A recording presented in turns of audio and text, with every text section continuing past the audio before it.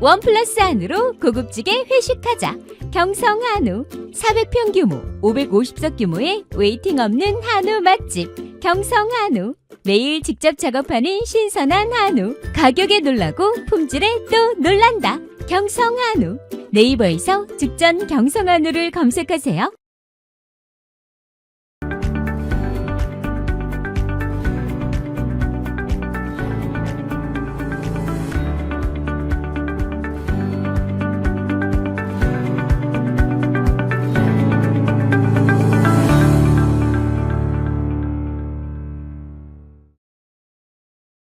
보험에도 점검이 필요합니다. 요즘 경기가 어려워서 보험료 내는 것도 부담스럽죠. 보험료는 줄이고 보장은 넓게. 건강보험도 자동차 보험도 나에게 맞춤 보장. 믿을 수 있는 보험 전문가들. 믿을 수 있다 더 착한 보험. 본 광고는 손해보험 광고 심의 기준을 준수하였으며 유효기간은 심의 결과 통보일로부터 1년입니다.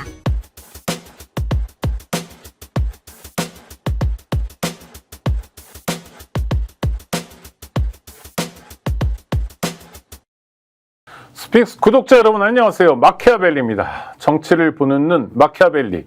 추석 이후에 민심은 어떤지, 또 정치권의 여러 움직임들, 활발한 움직임이 있습니다만 전문가와 함께 분석해 보겠습니다. 최고의 전문가입니다. 박진영 선생님 모셨습니다. 어서 오십시오. 네, 안녕하세요. 네, 명절 잘 세셨고요. 잘 세지 못합니다. 요즘 아이고, 대다수 명절들은. 네. 국민들이. 네네. 네네. 왜요? 근데 특별히 뭐. 아니, 저도 뭐 이제 집안에 환자가 있어가지고 아이고. 의료 대란을 직접적으로 한번 피부로 맞이해 봤습니다. 아니, 그런데 어제 그젠가 하여튼 추석 연휴 기간에 보건복지부 장관이 기자회견을 자청해서 야당에서 뭐라고 그랬는데 의료 대란 없었다. 우리가 잘 관리했다라고 했는데 실제로 겪으셨다고요? 아니, 한덕수 총리나 보건복지부 장관이 이야기하는 의료 대란이라는 것은 국민들이 또 수백 명이 목숨을 잃는 이런 사태를 이야기하는 겁니까? 실제로 현장의 병원에서는요, 수술을 제때 못해서 연기되고 그다음에 응급 환자들이 뺑뺑이 돌고 가는 것은 그대로 다 이어지고 있습니다. 근데 전혀 편하지 않습니다. 이 사람들은 정말 국민들의 목숨을 우습게 보는 사람들이다 이런 생각이 드네요. 그 보건복지부 장관의 발표는 거짓말이거나 과장. 네네네. 아예 사람이 죽어나가야 대란이다 이런 뜻이었다, 이런 표현이었다. 네, 윤석열 대통령의 뇌피슬 심리 상태에 맞춰준 발언일 뿐인 거죠. 네. 아니, 그리고 또 기사를 찾아보니까 원래 작년 추석 때 응급실을 이용한 환자가 34,000인데 올해는 24,000으로 10,000명 정도가 줄었대. 이런 거는 국민들의 불안 심리가 반영된 거죠. 아예 안 가버리는. 이번에 교통체증이 심했다는 이야기 못 들어보셨죠? 맞아요. 네네. 역대급으로 편했어요. 예, 네. 그만큼 이번에 이제 고향에 가시는 분들이 줄어들었고요. 오죽하면은 명절에 생선 요리 하지 마라. 이런 이야기까지 돌았습니다. 생선 요리는 왜요? 혹시나 생선 먹고 배탈 나면? 배탈 나거나 이런 일이 생길까 봐요. 아니, 그게 일부 반국가 세력들의 괴담이 아니라 국민적인 염려고 걱정이었다. 그렇죠. 그리고 또 뭐 이번에 그 지구 온난화 영향인지 네. 추석 연휴에도 폭염이었습니다. 그렇죠. 그런 상황이기 때문에 귀향객들도 적었고 음식을 먹고 이렇게 추석 분위기를 즐기는 것도 굉장히 부족했고, 그게 국민들이 내 목숨은 국가가 어떻게 안녕을 보장해 줄 수 없으니까 내 스스로 생길 수밖에 없다는 불안감 때문에 스스로 조심하고 축소하고 안정지향적이고 그렇게 지낸 거죠. 그렇군요. 지금 박 선생님 말씀 따라가 보니까 저도 산소를 갔다 오는데 네. 역대급으로 빨리 갔다 왔어요. 그래서 네, 무슨 일인가 했더니 아예 길에 안 나서시는 분들이 많았다. 네.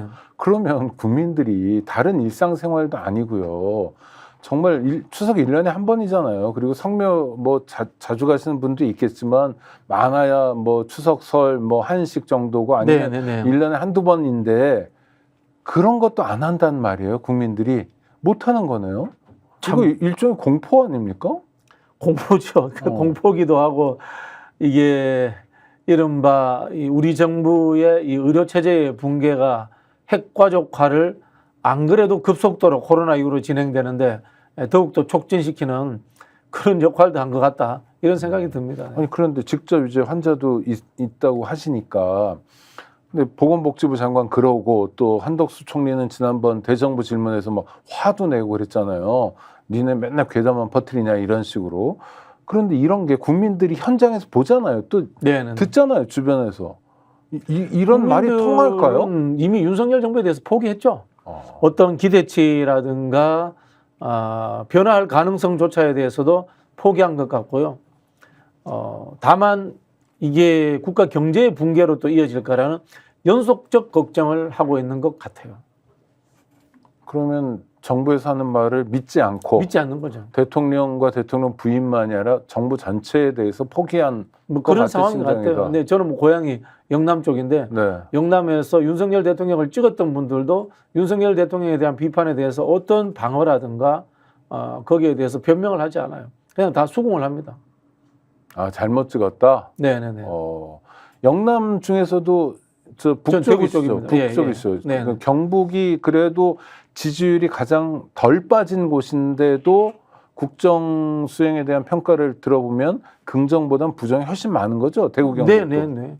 그분들도 실제로 이제 보수 정당을 지지하고 정치적 색채가 보수적이기 때문에 윤석열 대통령을 지지한다라고 이야기를 하지. 뭐 이재명 대표와의 비교, 민주당과의 적대적 감정을 내려놓으면은 제가 보기에는 윤석열 대통령 좋아하는 사람은 5% 10%도 안 될 것 같아요. 야, 그럼 뭘로 국정 운영을 해가요? 국정 운영 안 하잖아요.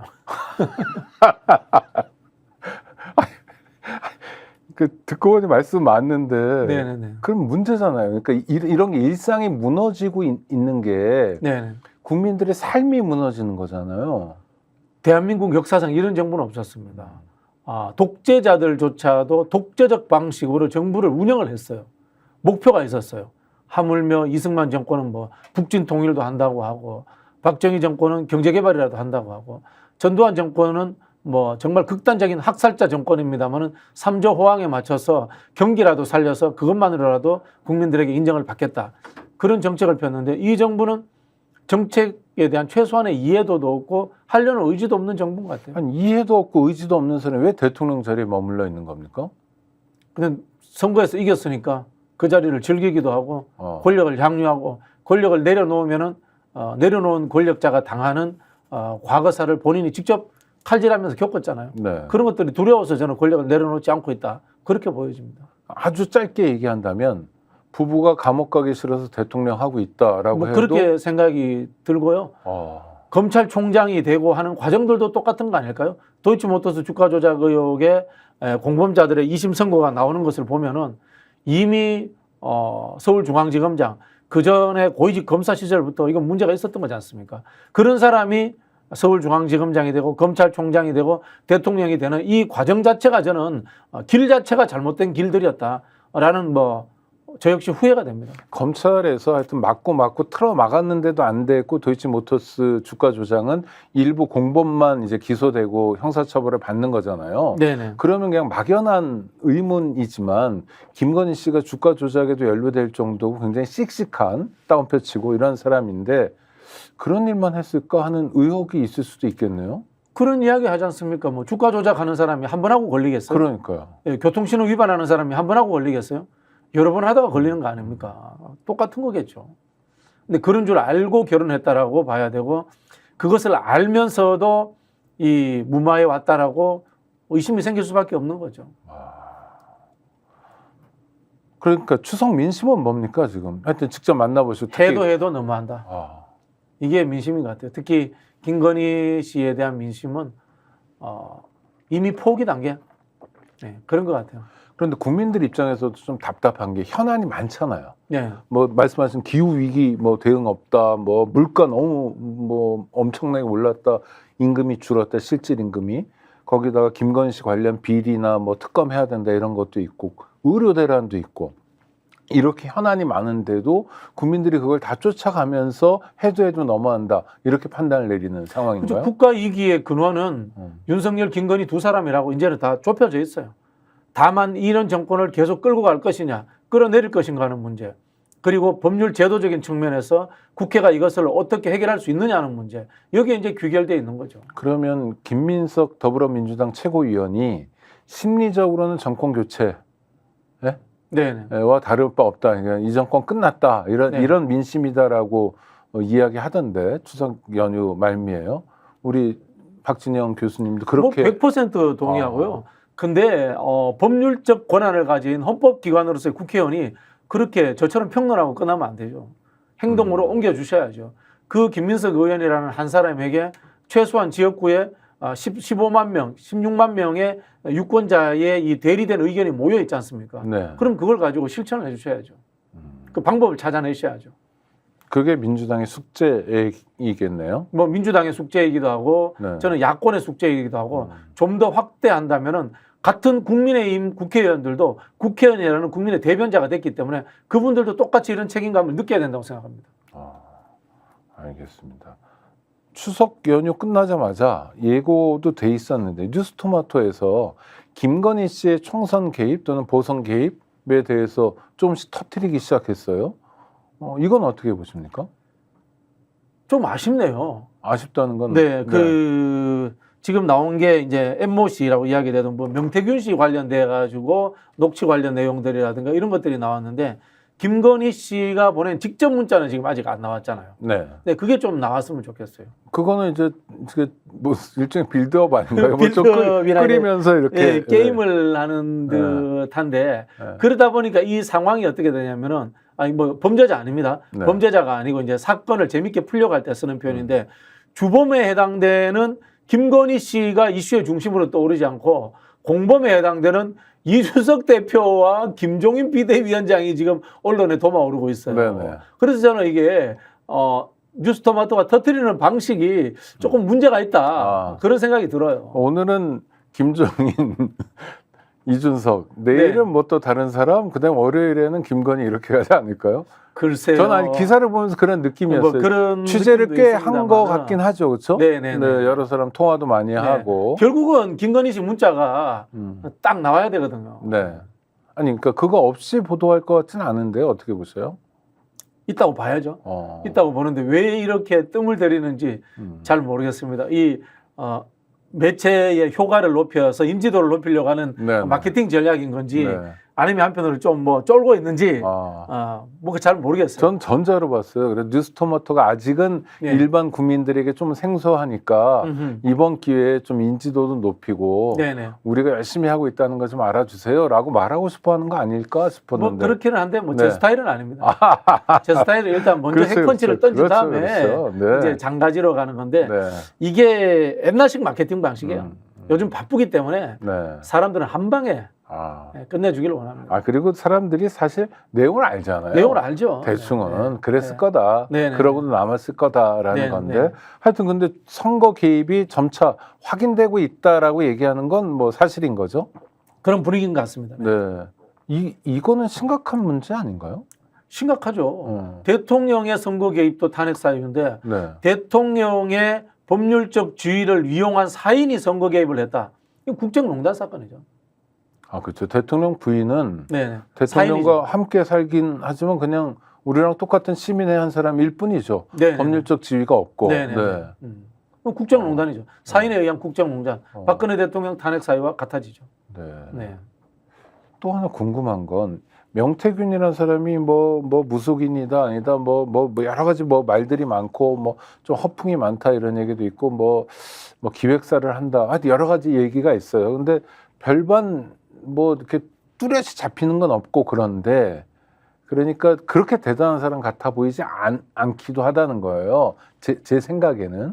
그런데 어떻게 이렇게 대통령과 대통령 부인과 급속도로 가까워질 수 있고 구체적인 힘도 쓸 수 있는지 이게 좀 궁금해요. 우리 김건희 씨라는 분이 별반 대단치 않은 분이었기 때문에 스스로 생각하기에 학력 조작 의혹도 나오고 네네. 다양한 경력 조작 의혹이 나오는 거 아닙니까? 자기가 별반 대단치 않은 사람이었기 때문에 그런 행위를 통해서 그렇죠. 대단한 사람으로 보이고 싶어 하잖아요. 석사학위가 필요하고 박사학위가 그렇죠. 절실히 필요한 없어도 되는데 사실. 네네. 네. 그러니까 뭐 이런 분들하고도 저는 뭐 격이 없게 지내지 않았나 뭐 이런 생각도 들고요.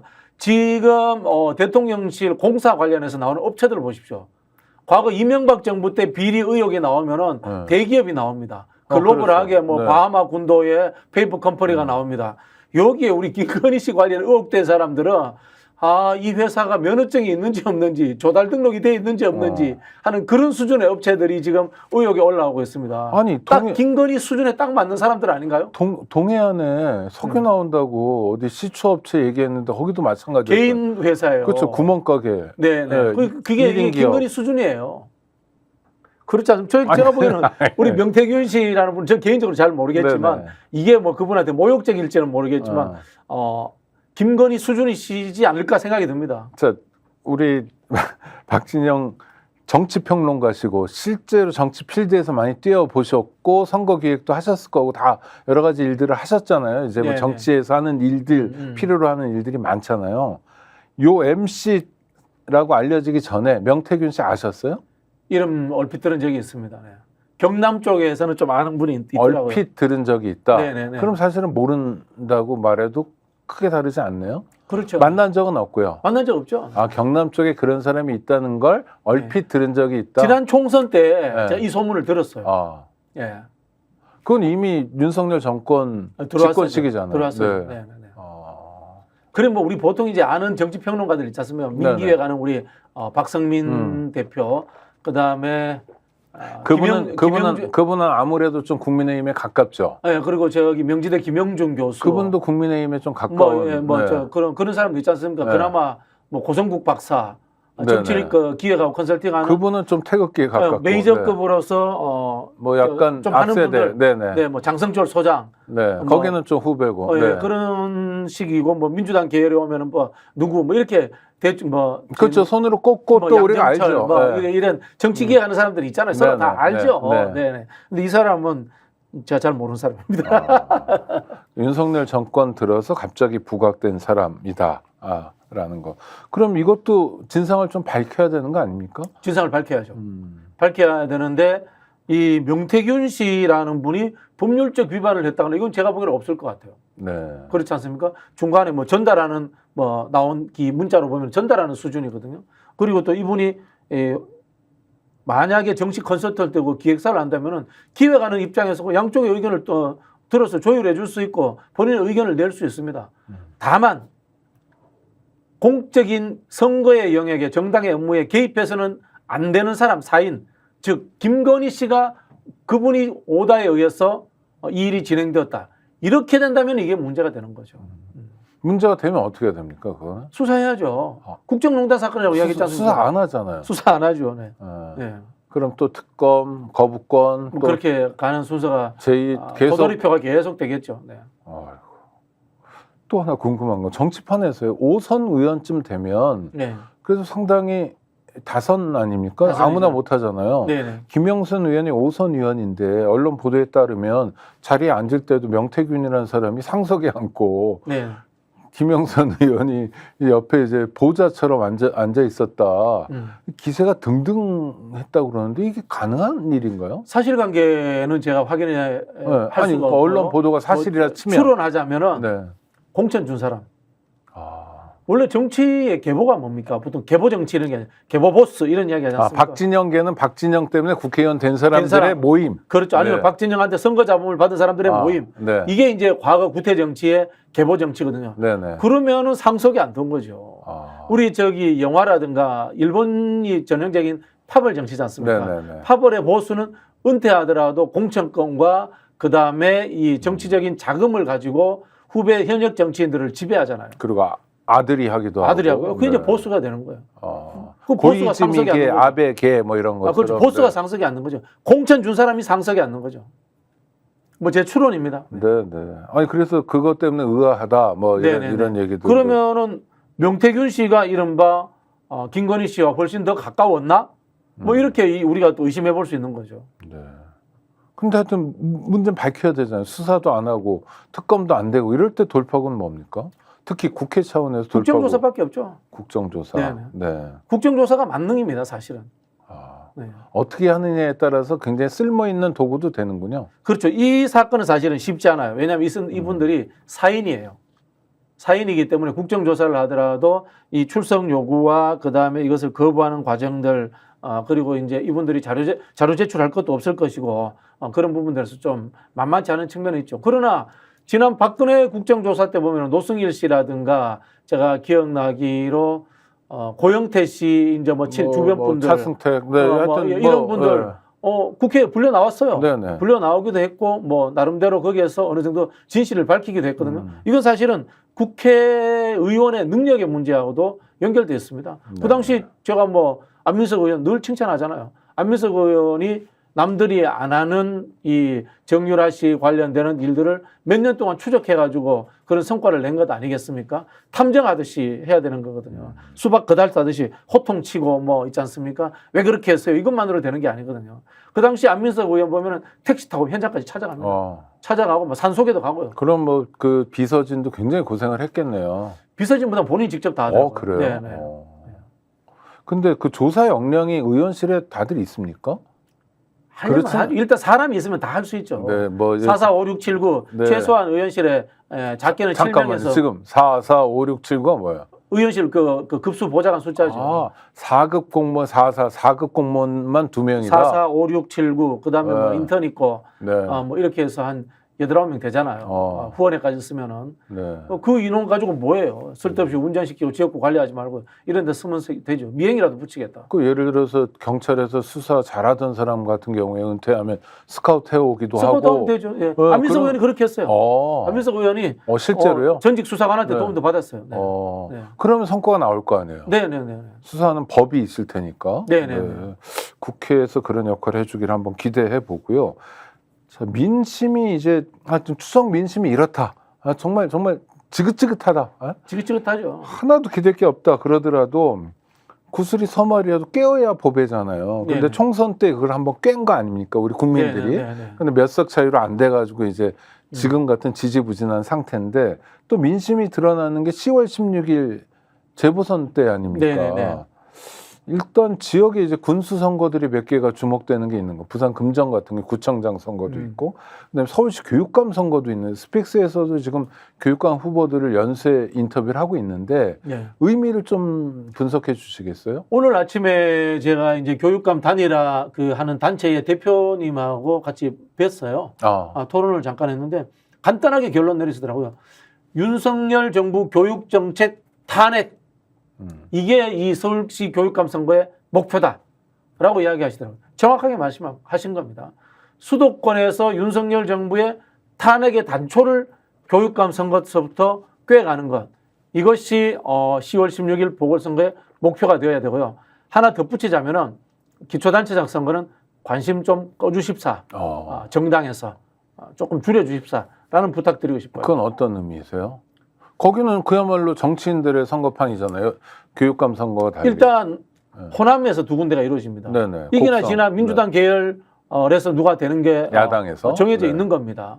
그런데 조국당과 민주당이 경쟁하는 구도와 갈등 구조가 뉴스거리로 나오는 게 별 의미가 있을까요?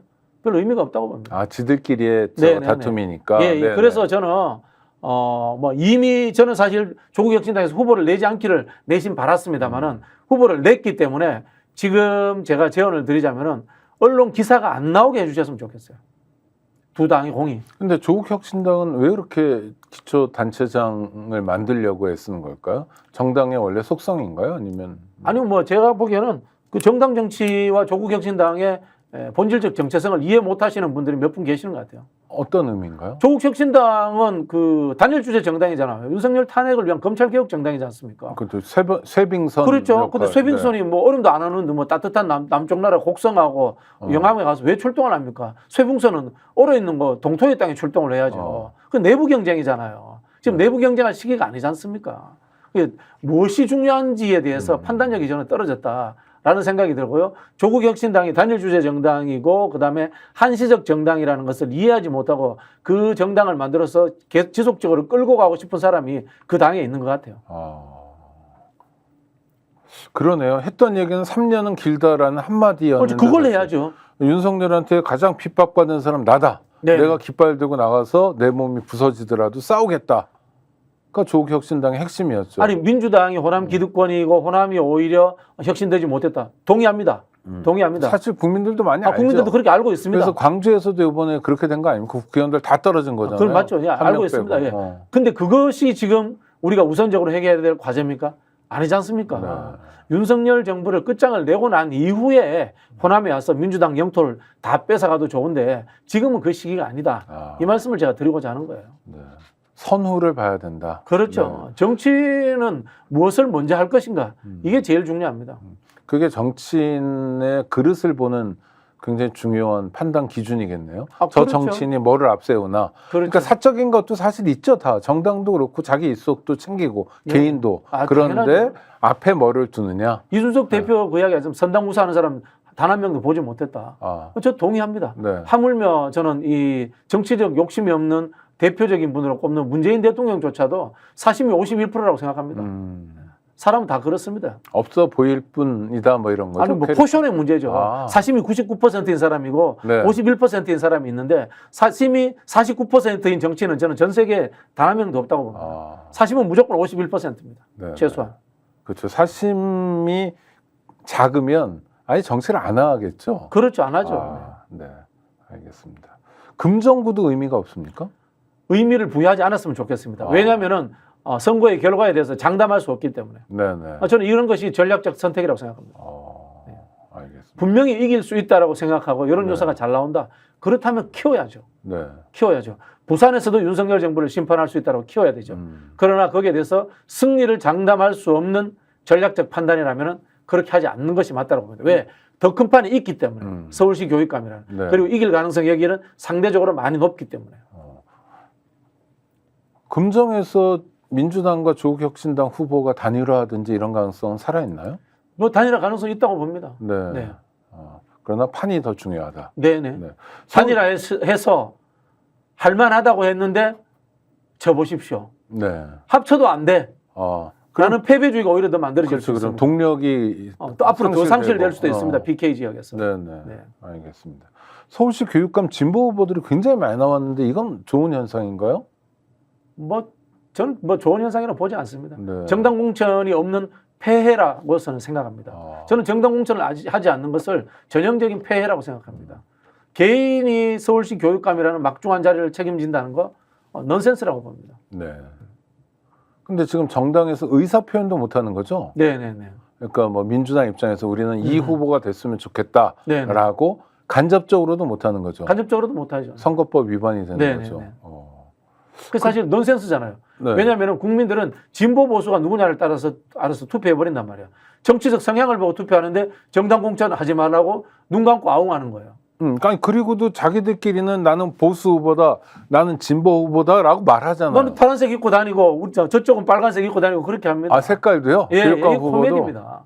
아 코미디네요. 네, 코미디고 저는 제가 사실 이 선거 설계하는데도 실무자로서 참여를 했었는데요. 네. 그 당시 이제 시민사회 요구가 강했습니다만은 이거 정당 공천하는 게 맞아요. 차라리 정치색을 빼려면 전국 동시지방선거와 별개의 시점에 하는 것이 맞다라는 생각이 듭니다. 네. 사실 제가 내는 아이디어 중에 하나가 전국 동시지방선거 없앴으면 좋겠어요. 없앤다는 건 어떤 의미? 지역별로 알아서 하는 선거.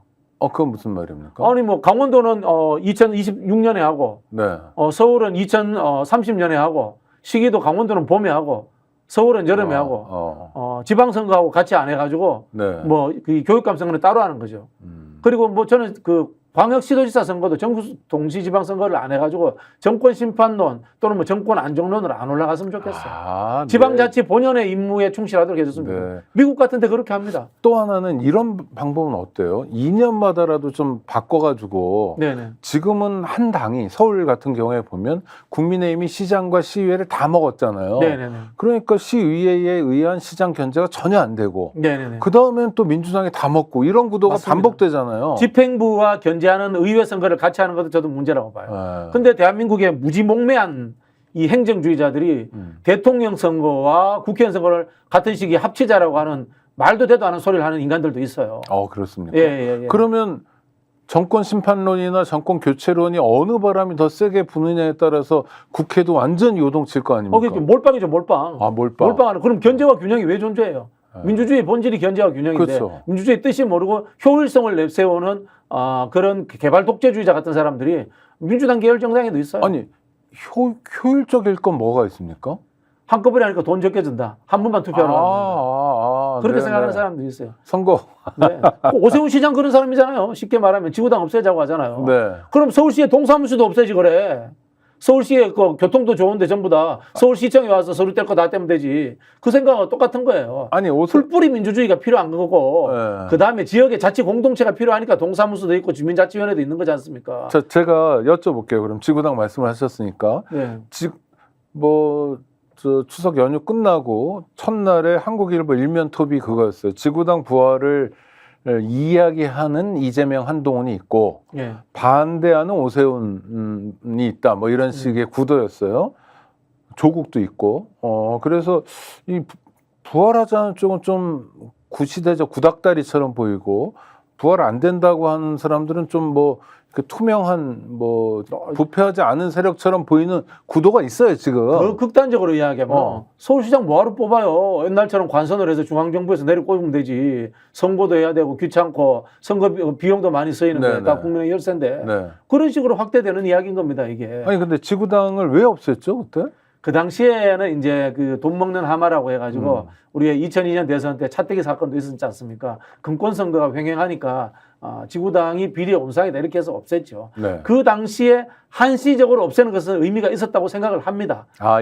이 민주주의 발전 과정에서 민주주의 네. 발전 과정은 아니고요. 네. 한국 사회의 이 금권 정치의 특수한 상황 탓이라고 봅니다. 네. 원래 지구당을 없애면 안 돼요. 풀뿌리 민주주의고 민주주의라는 것이 밑에서부터 차곡차곡 쌓아 올라야 되는데 네. 위에서부터 거꾸로 내려가는 그런 정치는 맞지 않잖아요. 네. 지구당이 없으니까 어떡합니까? 경선 안 하죠? 중앙당에서 내리꼽는 거 아닙니까? 그렇지 않으면 그게 민주주의가 아니잖아요. 그러니까 지금 지구당 대신 지역위원회가 있는데 차이가 큽니까? 비법률적 기구죠. 비법률적 기구이기 때문에 이거 뭐 털려고 하면은 법률적으로 다 문제가 되는 거고요. 네. 풀뿌리 민주주의부터 법률적인 구성 요건을 갖추지 않으면은 위에 상층부를 구성 요건을 갖춘다는 게 말이 안 되죠. 민주주의 일반 원칙에 어긋나는 겁니다. 민주주의는 뭡니까? 아래로부터 위로지 않습니까? 네. 그러면 예를 들어서 지구당이 부활했다. 네. 그럼 정치 변화가 뭐가 있어요? 일단 당장 국민들이 바로 중앙당에 안 가고 지구당 가서 항의하면 되죠. 옛날에 많이 그랬어요. 그렇죠. 지구당. 지구당 앞에 가서 항의하면 되죠. 그리고 지구당 가서 지역위원장한테 민원이라든가 지역 내에 어떤 문제점들을 토론하고 그다음에 항의하고 해결할 수 있죠. 맞아요. 옛날에 그래서 지구당 사무국장이 네네. 여야 일당의 사무국장들은 굉장히 바빴던 것 같아요. 민원도 네네. 많이 하고 네네. 그렇죠. 국회의원이 다 들을 수 없고 어디는 국회의원이 아닌 데도 있고 그러니까 우리가 교육 사업도 하고 그럽니까? 교육 활동? 교육 활동은 지구당 이제 차원에서 해야 되는데 네. 문제가 뭐냐면은 대한민국의 황당무계한 포괄구조 중에 하나인 선관위가 그걸 독점하고 있어요. 민주시민교육을 법률적으로 독점하고 네네. 있어요. 그래서 제가 선관위 해체해야 된다고 주장하는 사람이에요. 선관위가 정당의 역할을 빼앗아서 지금 하고 있는 게 대한민국이에요. 네. 보통 선관위라고 하면은 위원회 구조이기 때문에 선거가 있을 때 위원들이 구성해서 역할만 하고 공무원들 파견받아서 하면 되잖아요. 우리나라는 헌법기구예요. 일상적으로 선관위가 선거 관리를 한다고 하니까 일상적으로 할 일이 없잖아요. 네. 선거가 없으니까 뭐 하냐면은 민주시민교육하고 그다음에 일상적 정치활동을 규제하는 역할들을 선관위가 해요. 사전선거운동이라는 것 자체도 웃기는 이야기예요. 네. 일상적으로 정치운동은 정치활동을 해야죠. 그 사실은 일상적인 사전선거 운동 아닌가요? 그게 민주주의예요. 4년 동안 열심히 지역구에 다니면서 인사도 하고 지역구 현안도 챙기고 그러니까 우리 일꾼 같아 뽑아주자 이런 거잖아요. 그러면은 사전선거운동으로 선관위에 이제 고소고발 조치 당하는 겁니다. 민주주의를 억압하는 기구가 선관위인데 선관위와 지구당 문제가 한국 사회의 이 특수한 하나의 상황적 여건 때문에 발생한 거거든요. 네. 선관위가 과거 우리 군사 독재 정권 시절에 공무원들을 동원해서 관권 선거를 하던 예가 있었지 않습니까? 그렇죠. 이것 때문에 선거관리위원회라는 헌법기관을 독립적으로 줘서 감시하도록 하자. 네. 이렇게 된 거예요. 근데 지금 보세요. 공무원들이 선거 개입합니까? 절대 안 합니다. 그럼 선관위 없애야 돼요. 네네. 근데 자기 조직 논리가 생겨가지고 선관위가 계속 커지고 있고 여기에 또 문제가 뭔가 하면 선관위하고 사법의 결탁 현상이 우리나라에서 굉장히 심합니다. 그렇죠. 선관위원장은 무조건 대법관이 그렇죠. 되니까요. 그것도 네. 웃기는 이야기예요. 그런 그 정치라든가 민주주의 실행 업무를 해보지 않은 법률적 판단하는 사람들이 거기가 있으니까 법률적으로 정치 활동을 옥죄는 역할들을 선관위가 앞장서서 하고 민주주의를 억압하고 있는 거예요, 사실은. 그러니까 우리 박 선생님 말씀을 쭉 따라 들으면 지구당 부활이 필요할 때가 있었다. 그렇죠. 네, 그렇죠. 돈 먹는 하마일 때는. 예, 그때는 없앴어야 돼요. 그러나 지금은 돈 네. 먹는 하마가 아니라 네. 민주주의의 어떤 진지 역할을 하기 때문에 그렇죠. 부활해야 된다. 네. 그다음에 선관위가 오만 거 다 하던 때가 있었다. 네. 실제로 옛날에 국회의원 선거 때 가보면 공무원들이 나와서 박수치고 그랬어요. 네. 경찰관들도 사복 그렇죠. 입고 나와가지고. 근데 그 네. 역사적 시기와 사명이 닿으면은 그만둬줘야 돼요. 그래서 그렇죠. 정치 네. 제도에는 절대적 성과 절대적 답이 없는 거예요. 아, 시대적 상황에 따라 답이 있는 겁니다. 네. 제가 프랑스 선관위를 가봤어요. 문 똑똑 두드리면 선관위 문 빼꼼히 달고 Where are you from? 이렇게 이야기합니다. 어. 직원 열 몇 명 앉아 있어요. 아, 본부가. 예. 아, 우리 같으면 어마어마한 몇천 명이 있죠. 네네네. 빌딩이 있는데요. 네네네네. 네. 그러고 있는 겁니다. 아, 그렇죠. 왜냐하면 지금 대한민국 국민들이 부정선거 걱정 안 해도 되는 수준까지 맞잖아요. 예, 그래서 제가 네. 일부의 이제 극단적인 분들이 투개표 부정 이야기 하잖아요. 네네네. 그럼 제가 엄중하게 이야기합니다. 그거는 87년 이후에 대한민국의 민주주의를 부정하는 이야기인 거고 대한민국의 공정한 공무원 100만 명에 대해서 모욕하는 행위다. 그렇게 안 됩니다, 현실적으로. 네, 그렇죠. 아마 92년 총선 이지문 중위가 뭐 양심 선언하고 이럴 때 30년 전, 40년 전 네, 이야기죠. 네. 지금은 새로운 시대로 가야 된다. 음. 그런 면에서 그럼 지구당 부활을 이야기하는 건 일종의 프레임에서는 불리하지만 필요한 일을 얘기하는 거네요. 아유, 그렇죠. 그리고 저기 네. 민주주의 비용이 대한민국이 굉장히 적게 쓰는 나라입니다. 아, 예를 들어 볼게요. 정부 우리나라 1년 예산이 한 600조 정도 되죠. 넘죠. 네. 600조에서 정책 실패로 날아가는 돈이 저는 최소한 10% 가까이 된다고 봅니다. 뭐 더 될 수도 있습니다. 더될 수도 지금 있을 겁니다, 뭐 그죠? 그다음에 부자 감세해줘가지고 아예 그냥 네네네. 세수를 줄이기도 하니까요. 네네. 이분들은 국회에서 헛돈 쓰는 거 얼마 될까요? 600조 될까요? 저 안 된다고 봅니다. 그렇죠. 국회의원 그러면- 뭐 기껏해야 300명이니까요. 네. 600억에서 600억 뭐 10%, 네. 한 10,000배 정도 1,000배, 10,000배 정도가 정책 실패해서 낭비되는 예산이 많을 겁니다. 그러면은 국회가 때로는 무능하고 부패하고 비리의 온상처럼 보이지만 이 워치독의 역할을 하는 것 그것만으로도 큰 역할을 하는 거예요. 근데 국회가 행정부에 비해서 전문성이나 역량이 축적이 덜 돼 있는 것도 사실이죠. 그것도 사실이죠. 인력이 부족하고. 인력의 부족인데 그거를 빨리 저는 국회가 법률을 정비해서 늘려야 된다고 봐요. 네. 예를 들자면 이제 그 기획예산처 같은 경우에도 갖고 오는 게 맞거든요. 물론 이게 헌법적 상황입니다만은 지금 이게 우리가 조세 법률주의가 안 돼 있기 때문에 윤석열 정부가 이렇게 폭주하고 있고. 아니 조세 법정주의는 헌법 사항이고 교과서 사항이잖아요. 근데 안 하잖아요. 안 하잖아요. 정부에서 마음대로 다 할 수 있지 않습니까? 아, 국회에서 일부 권한만 가지고 있다. 예산 법률주의. 네, 편성은 정부에서 하고 네네네. 그다음에 감액이나 조정 정도만 할 수 그렇죠, 있을 그렇죠. 뿐. 예. 조세 법률주의는 네. 돼 있는데 예산 법률주의가 안 돼 있잖아요. 네네네. 세부 사항으로서. 네. 그런 상황이기 때문에 지금 우리나라가 이렇게 문제가 되고 있는 것 아닙니까? 그러니까 민주화에 성공했다라는 이면에 네. 우리가 챙겨야 될 숙제들도 굉장히 많네요. 헌법적인 불일치가 많은 거고요. 아직도 72년 유신 그 제왕적 대통령제 헌법에서 벗어나지 못한 게 너무 많아요. 네. 뭐 실제로 국회가 가져야 될 감사권도 못 가지고 있고요. 그렇죠. 예산 편성권도 못 가지고 있고요. 네. 폐쇄적 입법권도 가지고 있는 게 아니잖아요. 행정부가 입법권 더 갖고 있고 행정부의 입법이 더 많잖아요. 네. 그리고 행정부에서 통과시키고 싶은 법률을 국회의원들한테 토스해서 네 이름으로 해라고도 한다며요. 많은 경우에. 그렇죠. 지금 사실 저는 정쟁의 원인이 어디에 있냐면은 저는 이게 살짝 의원 내각제적 요소를 갖고 있는 국무위원 제도 때문이라고 봐요. 네. 차라리 미국처럼 완벽하게 갈라지는 상황이면은 여야를 막론하고 이 정도 엉터리 정부가 들어오면 견제할 거예요. 뭐 대통령이 정당에 개입할 수 있고 그다음에 당정협의회라는 형태로서 여야가 늘 조율하고 거기에서 예산 딜도 이루어지고 그리고 또 좀 더 나가면은 대통령 눈에 띄면은 국회의원이 장관이 되고 이런 구조기 때문에 대통령한테 줄 서고 눈치 보는 거 아닌가요?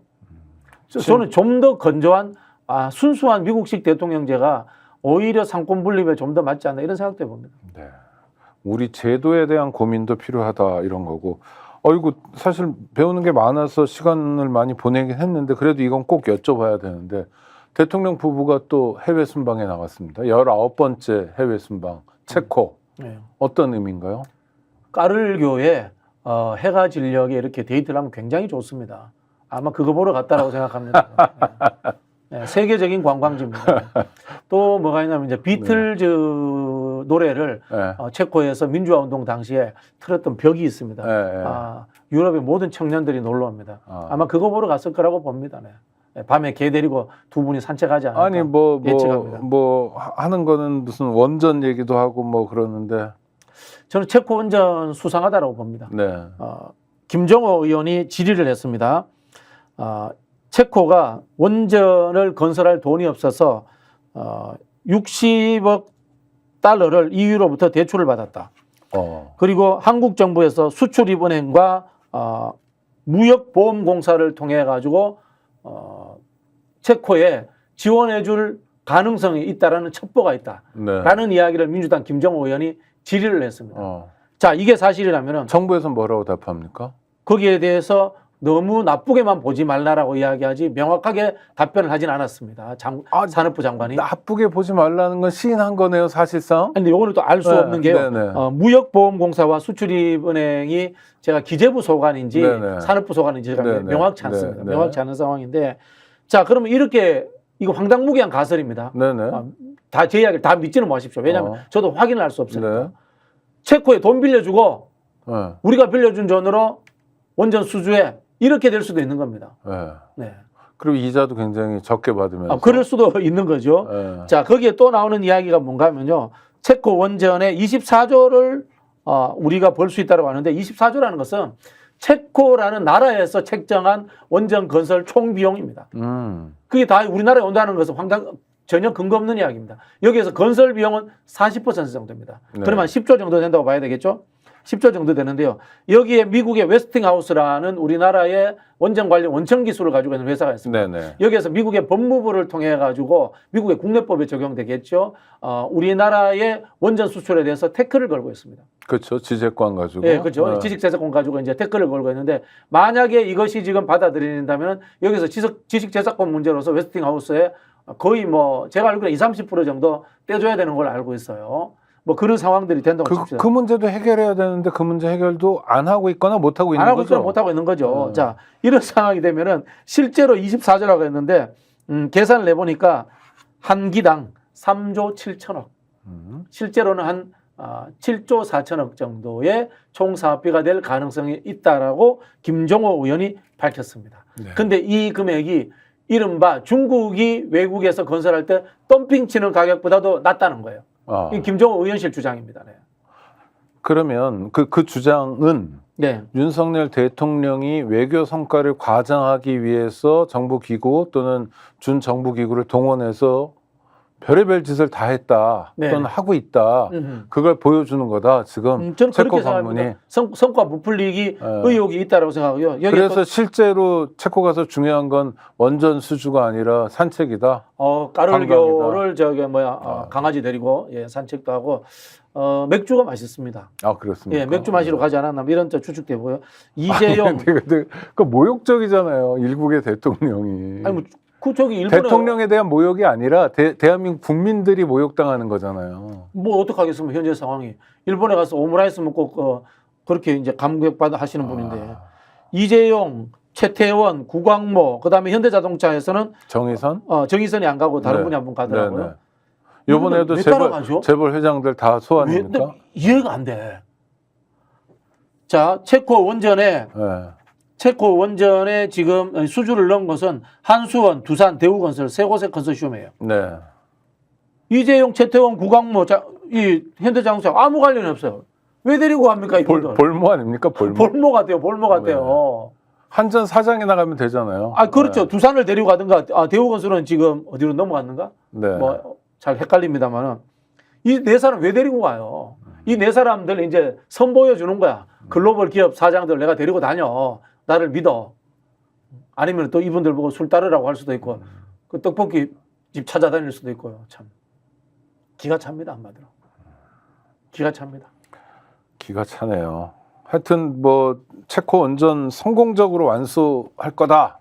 확신한다라는 거는 물론 대통령 방문이라는 건 그 전에 다 뭐 조율이 될 테니까요. 이런 식의 시나리오라면 이것도 역시 국회 숙제로 떨어지겠네요. 제가 짐작컨대 한국에서 체코에게 어떤 당근을 주지 않으면은 체코가 이 원전을 갖고 가야 될 이유가 없어요. 네. 당근이라는 게 앞서 김종호 의원이 주장했던 수출입원이니까 무역보험공사를 통한 재정적 지원 네, 중국 또는 덤핑가보다 완전 더 덤핑 낮은, 가격으로 네. 떨어뜨리는 거. 왜냐면요, 체코가 EU입니다. 나토입니다. 그렇죠. 이게 원전이라는 것이 경제적인 부분이 있고 그다음에 군사적 부분이 같이 포함되어 있지 않습니까? 네. 경제적인 부분은 EU에 포함되어 있기 때문에 EU에서 제일 잘 나가는 원전 수출 국가는 프랑스예요. 그렇지 않습니까? 네. 그리고 나토입니다. 나토는 뭡니까? 결국은 미국의 영향력이, 군사적 영향력이 작동하고 있다는 겁니다. 이런 상황에서 한국의 원전을 수주하겠다고 했다면 뭔가 의심의 눈초리로 저희가 볼 수밖에 없는 거예요. 근데 원전이요, 이 핵발전이고 사실 여기 폐기물을 아직도 인류가 처리할 기술을 만들지 못하고 있는 상태인데, 그래서 이제 탈원전 또는 뭐 원전 문제를 해결해 나가자가 문재인 정부의 하여튼 하나의 국정 기조였잖아요. 윤석열 정권은 왜 이렇게 대놓고 거꾸로 가는 거죠? 문재인 정부가 네. 탈원전 했으니까 그냥 청개구리처럼 반대로 하는 거예요. 지금 제가 보니까 촛불혁명 이후에 대한민국에 보수가 없어요. 네. 보수 정체성이 없어지고 대신 그 흐름들 속에는 민주당과 민주진보 계열에 대한 증오감이 남아있어요. 그렇다 보니까 저 사람들에게 대해서 반대로 가야지라는 것이 내 정체성이라고 생각하는 사람들이 많은 것 같아요. 제가 초반에 이야기했던 이렇게 윤석열을 싫어함에도 왜 그러면은 윤석열 지지도가 저 정도 나오느냐. 민주당 싫어했으라고 봅니다. 네. 아니, 홍준표 씨가 추석 때 문재인 대통령 딸 관련 수사 가지고 네. 이런 말을 했더라고요. 문재인이 감옥 가는 건 좋은 일인데, 네. 아, 딸한테 용돈 몇 푼 주어진 거 가지고 수사하냐, 치사하게 뭐 이런 증오감의 표현이죠. 그렇죠. 증오감의 이건 더 조롱하는 거잖아요. 그렇죠. 더 증오감의 자극적으로. 표현이죠. 네, 네. 대구 시장이어서 그런 겁니까? 아니면 차기 대권 주자여서 그런 겁니까? 둘 다입니까? 그게 보수의 흐름에 있는 분들의 인식인 것 같아요. 우리가 잘 되는 게 중요한 게 아니라 민주당이 집권하면 안 돼. 라는 거 있지 않습니까? 윤석열은 싫은데 윤석열을 쫓아내면은 민주당이 바로 집권할 것 같아.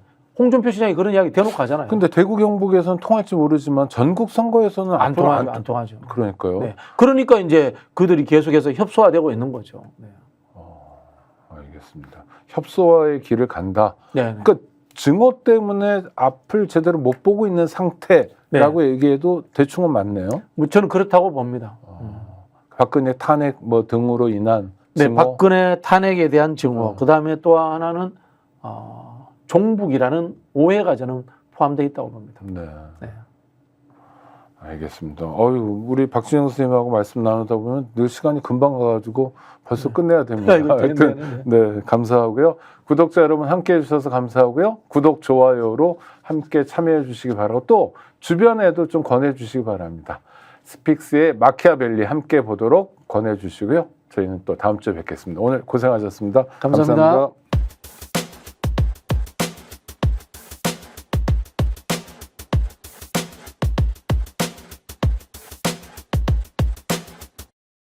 아니, 왜 아직도 3년간 같은 통신사 인터넷 계속 쓰고 계세요? 인터넷 가입 시 48만 원 교신 변경 시 추가 혜택이 주어집니다. 인터넷 비교원 통해 인터넷 가입하고 지인에게 홍보해주세요. 지금 문고에 인터넷 비교원 검색 후 30만원 정도 행복 비교해보세요. 인터넷 비교원 원 플러스 안으로 고급지게 회식하자.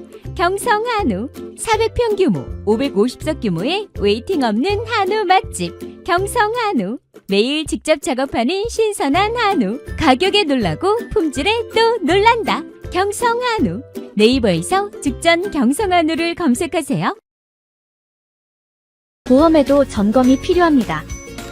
요즘 경기가 어려워서 보험료 내는 것도 부담스럽죠. 보험료는 줄이고 보장은 넓게. 건강보험도 자동차 보험도 나에게 맞춤 보장. 믿을 수 있는 보험 전문가들. 믿을 수 있다 더 착한 보험. 본 광고는 손해보험 광고 심의 기준을 준수하였으며 유효기간은 심의 결과 통보일로부터 1년입니다.